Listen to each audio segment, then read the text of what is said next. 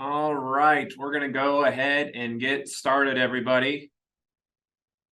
So welcome. My name is Bobby Henderson. I work here in our hydronics group at Long. About 6 months ago, I did a coffee break. We were walking through heat pump water heater sizing. So that was 6 months ago.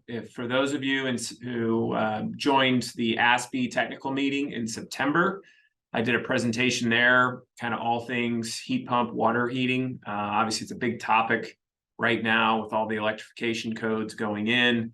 So today I'm stealing a little bit of content from that ASPE presentation, but there's also some updates and stuff. So I think there'll be a little bit of good stuff for everybody, but we have a lot of ground to cover. So I'm just going to jump right in here. So, do I need a heat pump? That's a real question that most of you designers are really having to face right now, right? So obviously electrification is getting pushed in a lot of places.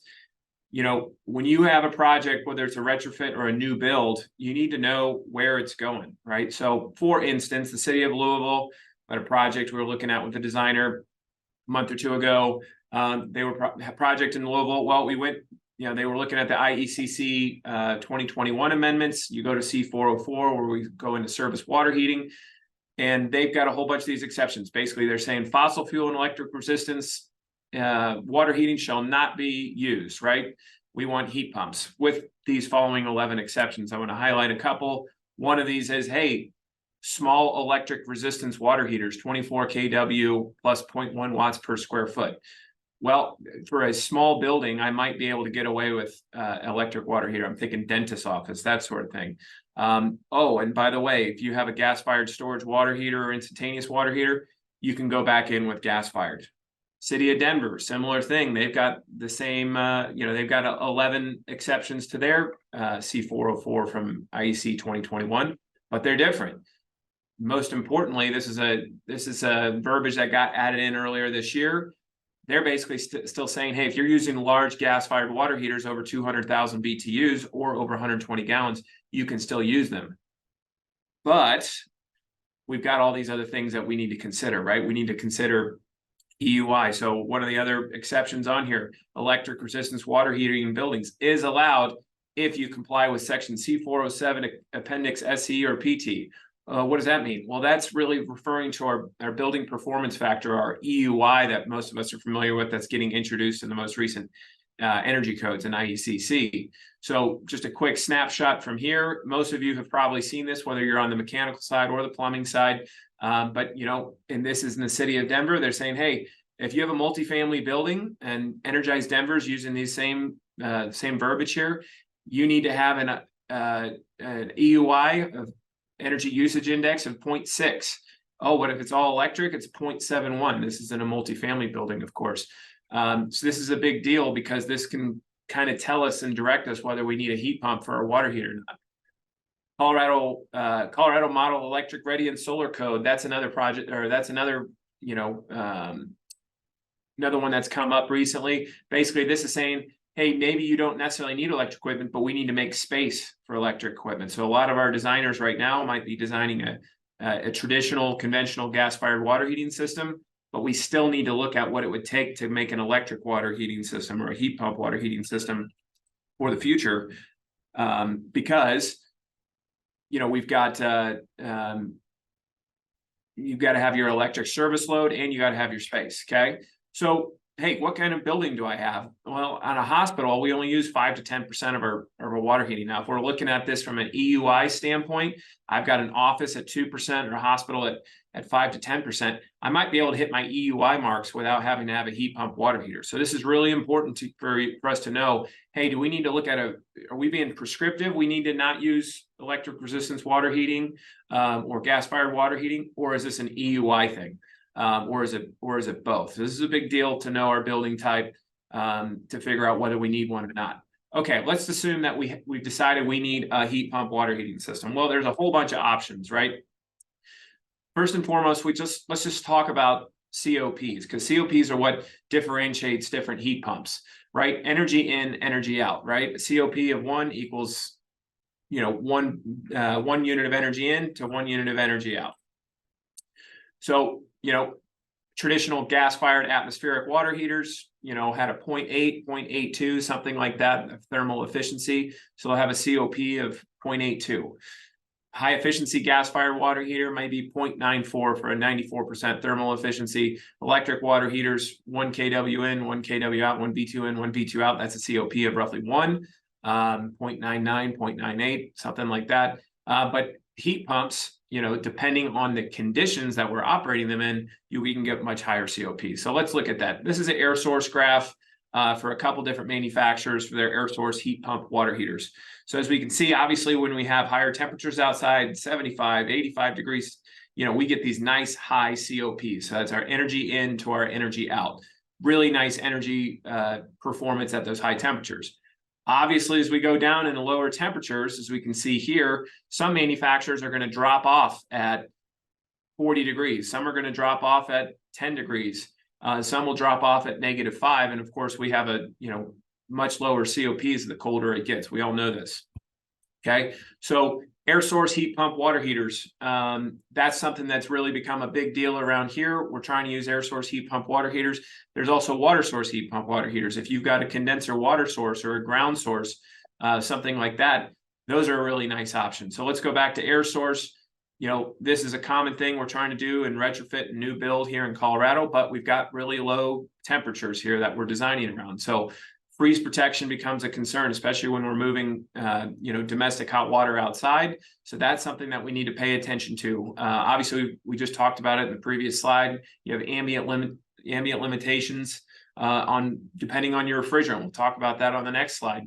And these are, of course, more expensive than a water source heat pump water heater.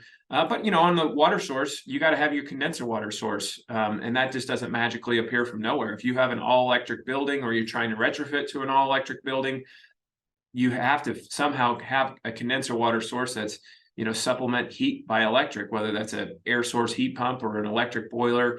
There's no free lunch, obviously. Air source heat pump, obviously, we can also put that outside, and usually a little bit lower installation costs when compared to, a ground source heat pump or a, condenser water source. Okay, so let's look at the different refrigerants that are kind of out there for heat pump water heaters right now. I'm going to focus on 3. There are some other options out there. There's more coming in the future, but these are kind of the 3 categories, or I guess there's 4 of them I'm highlighting: R410, R134. These are the very common refrigerants that are out there. They are obviously going to be phasing out over the next few years, depending on your jurisdiction. But those are available now. There's a lot of manufacturers making heat pump water heaters with those refrigerants. Most of them are planning to, move on to different refrigerants that are, go past these phase outs. But they're restricted on how much heat, right? We're usually storing hot water in a commercial application at 140 degrees. R410, R134 struggle to get those type of temperatures, once we get below, say, 40 degrees outside, 40 degrees Fahrenheit outside. And likewise, they're not really well suited for cold weather. There's a lot of manufacturers making these products, but then when you actually talk to them, you'll find out that these products are really made for California, for Texas, for Florida. You really need to talk to those manufacturers that are providing that and figure out what your freeze protection strategy is. It's going to have to go into a doghouse, or they're going to have a seasonal shutdown, what have you. R513, this is another product. And again, I'm talking in air source heat pumps here. We're not talking in the water source. Those are perfectly great refrigerants for water source right now, with the built-in freeze protection that comes with. So, but R513, still a relatively low capital cost. They're not getting phased out, a little lower efficiency, obviously, if we're talking efficiency compared to R410 or 134, but it does come with a little bit lower ambient operating temperature. So you'll see these get down to 10 degrees, maybe even a little bit lower, that we can operate. We still have freeze protection we need to consider. So if we're still putting that heat pump outside, we got to figure out where to put that and how to freeze protect, whether it be glycol, whether it be ducting into a mechanical room, that sort of thing. And then we have R744 CO2. There's quite a few manufacturers rolling out with these CO2 heat pumps. We represent one as well. CO2 is awesome for this particular application. CO2 is meant for these large lift, right, on your compressor. So that gives you a lot of room to produce 140, 160 degree waters when it's really cold outside, -4, -5. But they are more expensive. They can take some more footprint in your mechanical room if you're doing a glycol loop, but they are potentially a really good option. Okay.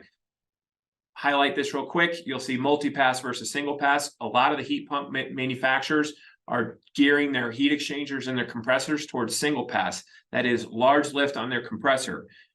Multi-pass is another option for that's for high volumes of water and just bumping it up 10 degrees at a time, 10 degrees at a time, 10 degrees at a time, or 10 15 degrees at a time. Lower efficiencies, but each one has its own advantages. Okay, we showed this graph already, but now I'm going to consider I'm selecting my water heater, my heat pump water heater. Now let's remember, higher storage equals less input. Lower storage means higher input. This has been something when we talk about water heating, this has always been true, right? So let's just keep that in mind. Let's look at this graph. So what we're able to do now is, okay, let's say that I've got a water heating system with 200 gallons, 2,000 gallons. And with that 2,000 gallon heat pump system, I need 1 million BTUs, to get my full recovery. Well, when it's -5 degrees outside, I've picked one air source heat pump. In this case, this is a CO2 heat pump, nominal 500,000 BTUs. At -5 degrees, I can get 230,000 BTUs out of it at a COP of about 2.1. Well, I need 1 million BTUs in this case for my demand. Well, that means I need to supplement 770,000 BTUs of electric heat. Well, that gives me a mixed COP of about 1.25 at -5. But as we see, once we get to about 70 degrees, we're supplementing less and less and less of electric heat. My mixed COP goes up. This gives me about a 2.3 weighted COP, and this is cumulative. This is annualized that we can do now. But remember, maybe I add some storage in here, and I went from 2,000 gallons, I go up to 4,000 gallons, for instance. Maybe that drops my BTU demand in half. Probably not. I probably need something like 5-6 times the amount of storage, but it really depends on your application. But I did it just for example's sake here. So let's say my BTU demand drops to 500,000 BTUs. My heat pump capacity didn't change. Again, 2.1 COP at -5. Now look, my electric heat supplement is much lower when it's really cold outside, but then at 50 degrees, I don't even need any more electric heat. So you can see my mixed COPs go up tremendously, and I just went up by an entire COP of 1 annualized for the year. So this is a big deal. It makes a big difference. The thing I want you guys to take home today is when we are designing these systems, this COP is everything. Figuring out what your energy target, especially if you're trying to hit IECC energy codes, we need to know, we got to have a target to aim at. The thing when designers are coming to me and asking me, hey, can we get a heat pump water heating system? Well, how much? I mean, okay, how much heat pump? Starting with the end in mind, figuring out what our energy utilization that we're trying to target is a huge deal. And we can work backwards and come up with different solutions depending on how much storage space you have, in your mechanical room, how much money they have in the budget, which is none, of course, for these solutions. But we can start working backwards and figure out what the right type of solution is. So again, real quick example, this is I think this was a 155 unit apartment complex using 9,000 gallons per day per ASHRAE. And we just use electric water heating. They're spending about $100,000 a year in energy costs. And now let's do an air source heat pump with an annualized COP, weighted COP of 2.5, $40,000 per year, and then a COP of 3.1, $31,000 per year. Kind of summarized right there. So this is a really big deal. You can start seeing the differences. But of course, there's more expensive as you go, adding more and more air source heat pumps. So in summary, do I need a heat pump? You got to start with your jurisdictional requirements. You got to understand what it is required. You've got an office building, unless you're being prescriptive required to use a heat pump water heater, maybe not. Okay, maybe it's prescriptive and performance. We'd be happy to help you here at Long, kind of walk you through that if you've never done it before. We're learning more day by day on how to approach that at the very beginning. Okay, we need a heat pump. Okay, what are my requirements? Electrical requirements. Maybe this is a retrofit. I don't have a big enough service line. We gotta take a look at that. that COP, what are my performance requirements?